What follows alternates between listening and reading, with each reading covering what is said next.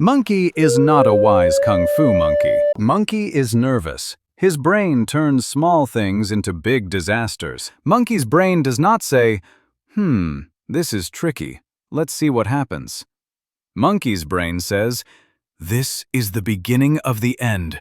We are going to die. Prepare the will. Monkey doesn't know that catastrophizing is one of the fastest ways to develop anxiety and depression. Because Monkey's brain genuinely believes it is helping, it says, I've already prepared for the worst possible outcome. That way, anything else will be a pleasant surprise. Monkey gets a message from his boss that says, can you come by for a moment?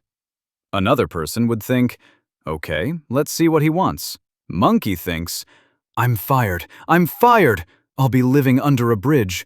My parents will say, we told you so.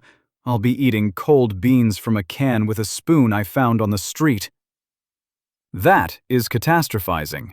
One tiny signal, and your brain produces a full Netflix series with 8 seasons of misery. Monkey doesn't think, this is annoying. Monkey thinks, this is the end. Catastrophizing often starts with something real, not imagined, real. The problem is that Monkey always thinks way further ahead than necessary. Not 1 step ahead, but 50. And every step is worse than the one before.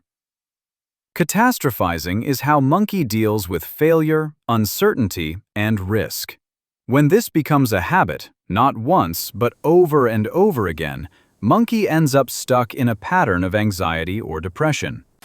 Anxious Monkey thinks, for example, if I do this, I'll lose control. Monkey isn't afraid that something will be uncomfortable.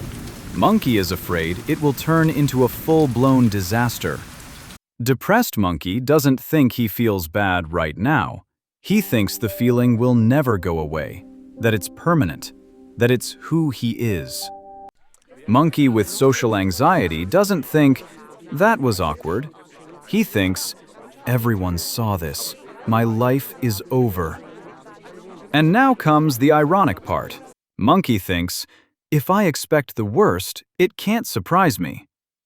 Monkey tries to protect himself by mentally preparing and avoiding disappointment. But in reality, the opposite happens.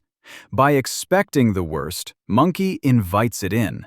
Not because the universe hates Monkey, but because Monkey's behavior changes.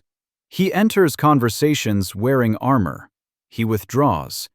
It's like he is afraid of tripping, so he decides to stop walking altogether. And then Monkey says, see, I'm not getting anywhere. Catastrophizing cuts Monkey off from solutions and opportunities. Not because they don't exist, but because Monkey slams the door shut before anyone can help. Meanwhile, Monkey's brain says, good job. You stayed safe. But Monkey isn't safe.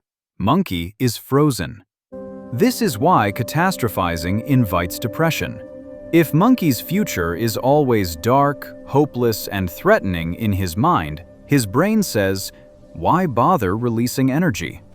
So, less serotonin, less dopamine, less motivation. Why be hopeful if everything is going to fail anyway? That's also why catastrophizing invites anxiety. Monkey's brain scans for danger everywhere.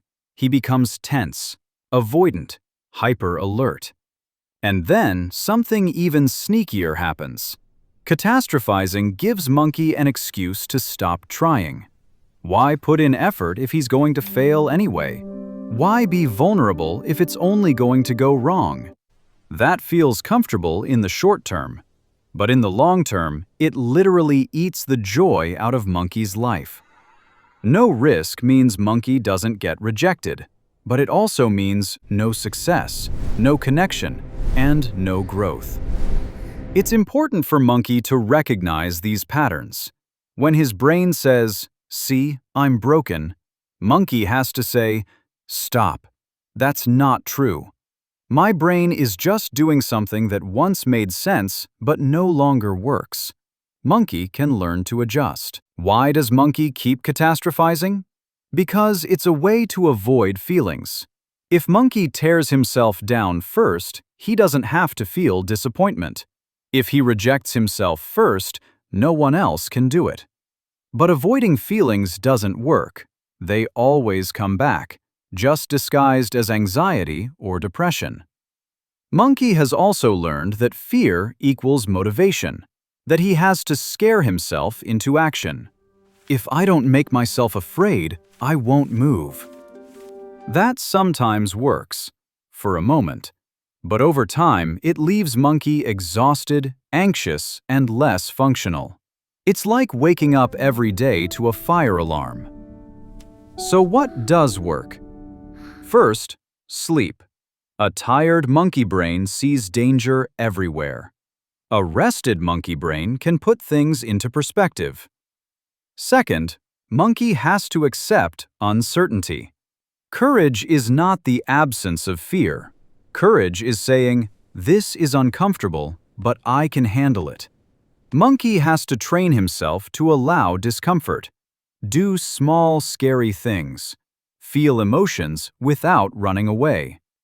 Monkey also has to stop motivating himself through fear and start motivating himself through values. Not, "I have to do this or I'll fall apart," but "I choose this because it leads somewhere that matters to me." Monkey learns to recognize catastrophizing thoughts. Words like never, always, disaster, can't be fixed. Monkey challenges those words. Is this true? Is this the only possible outcome? Monkey replaces them with more honest thoughts. Not overly positive, just realistic. Not, "Everything will be fine," but "This could go wrong. And if it does, it's still not the end of the world. I can deal with it." Monkey doesn't have to eliminate catastrophizing thoughts. When his brain says, "This will end terribly," Monkey says, "Thanks for the input. We're doing it anyway, and we'll see how it turns out." Monkey realizes that he always stays in charge. His thoughts are allowed to be there, but Monkey decides what to do with them. And that's how Monkey keeps going, one foot in front of the other, one small success at a time. Want to see more of Monkey's videos? Like and subscribe to keep the bananas coming.